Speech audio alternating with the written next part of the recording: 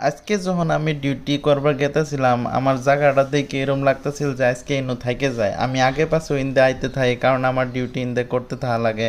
আমি এই জায়গাখানি দেখে অবাক হয়ে গেছি গে, কারণ কয়দিন ধরে বৃষ্টি হইতেছে আর বৃষ্টির জন্য ধুলাবালু নাই আর এত সুন্দর হয়ে আছে দেখেই ভালো লাগতেছে। টাউন বা সিটি এরিয়া থাকার থেকে আমি এরম জায়গা থাকাটা বেশি ভালো পাই। আমার কাছে লাগে যে এরম জায়গা থাকলে আমার আরো আয়ু বাড়বো।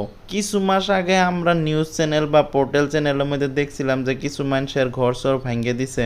ওই মানুষটিরা ইন্দা থাকবার দিছে, লোকের সব সুবিধা দিয়ে দিতেছে, এখনকার রাস্তা ইলেকট্রিসিটি সবই দিতেছে। আমি দেখতেছিলাম স্বাস্থ্যর ভালার জন্য ভারী বেলা হওয়ার লগে লগে আমি কিছু সাইকেল চলাই।